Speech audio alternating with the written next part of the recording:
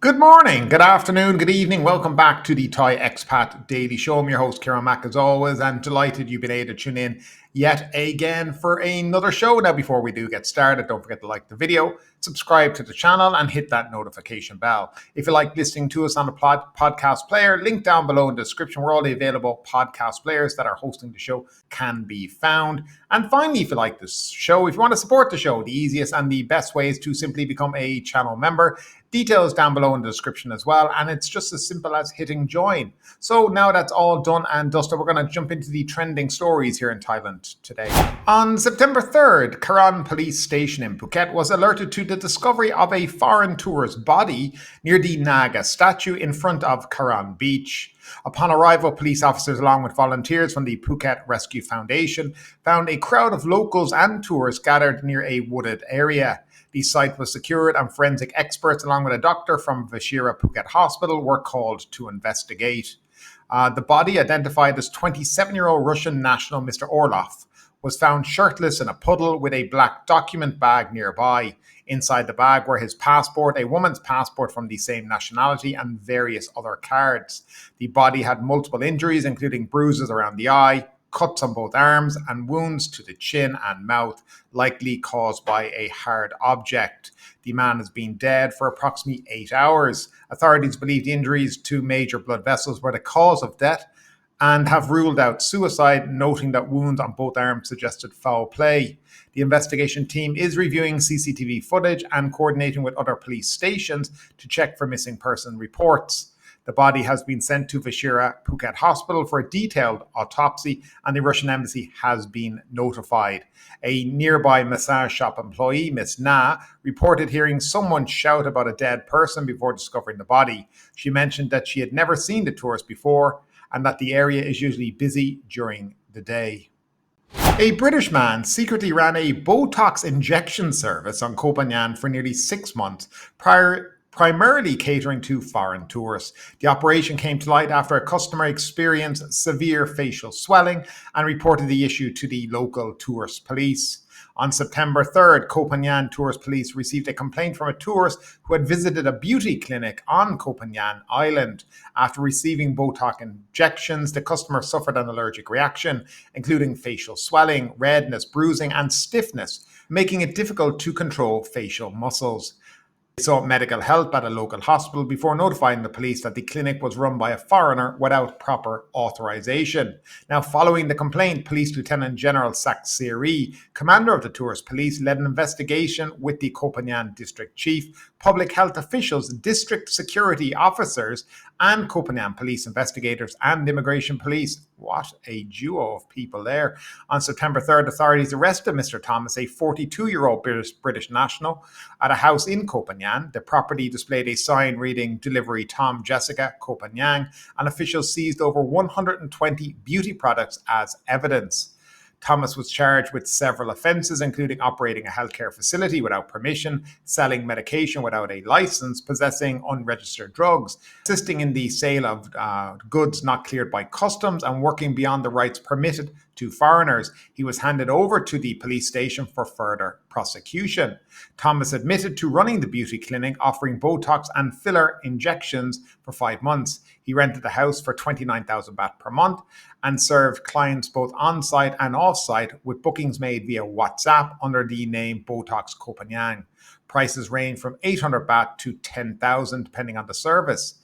He revealed that the products were ordered through Alibaba from China, with some sourced locally. The seized items, including cosmetics and chemical products, were valued at over 3.5 million baht. Police Lieutenant General Saksiri has instructed tourist police in key tourist areas to crack down on illegal activities by foreigners and enforce the law rigorously. Anutin Charavakool, leader of the Bumjai Thai party, expressed optimism on September 3rd that the party's pro-cannabis policy will be embraced by the new government, allowing it to continue from where former Prime Minister Srettha Thavisin left off. In July, Srettha had reached a compromise with Anutin on the cannabis issue by ordering a draft bill to regulate the plant's use for medical purposes and research and development only. This marked a significant shift away from the government's initial efforts to relist cannabis as a narcotic, according to local media. Now, Anutin emphasized that passing the Cannabis Control Bill, which strictly regulates cannabis use to promote public health and research, is one of six key policies Bumjai Thai is proposing to the ruling Pheu Thai party. These policies will be integrated into the coalition's main agenda, which will soon be presented to Parliament. The policy is framed as part of the research and development of Thai herbs, including cannabis.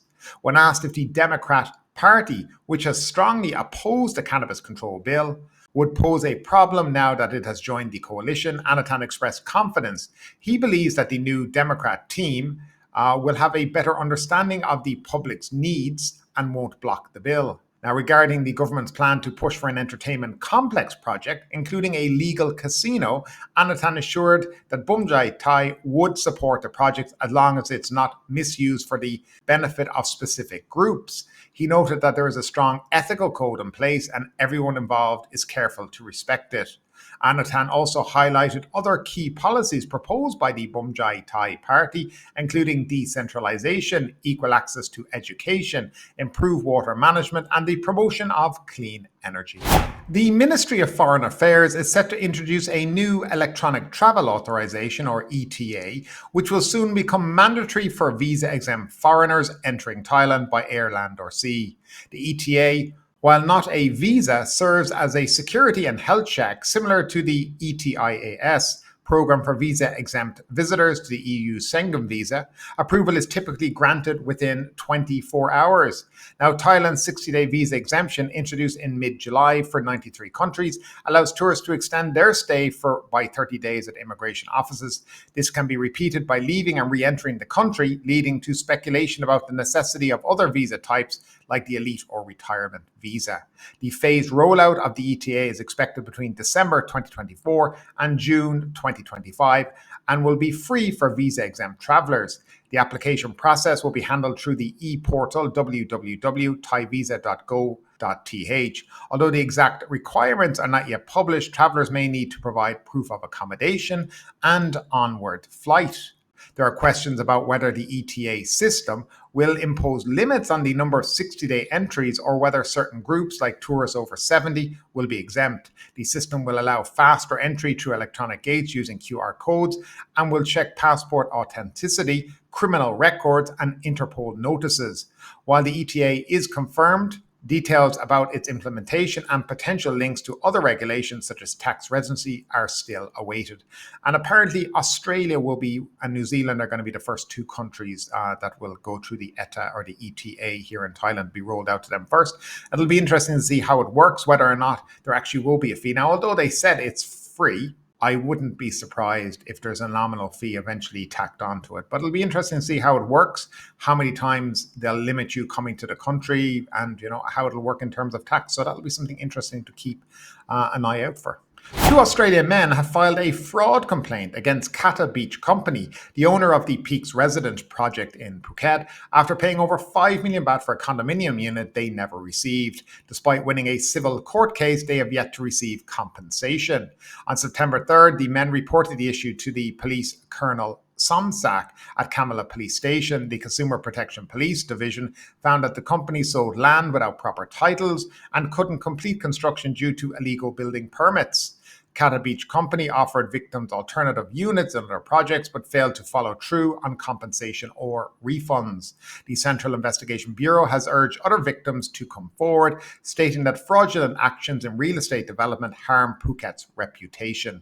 Authorities will investigate further to ensure legal protection for all buyers, regardless of nationality. And finally, Thai husbands have been ranked as the most unfaithful in the world, with 56% admitting to cheating on their spouses, according to data from the World of Statistics on September 1st. The survey ranked countries based on infidelity rate, with Denmark 46% and Italy 45%, following Thailand in the top three. The data, which comes from studies on sexual behavior and infidelity, should be viewed as a general overview rather than an exact measure due to varying sources and methodologies.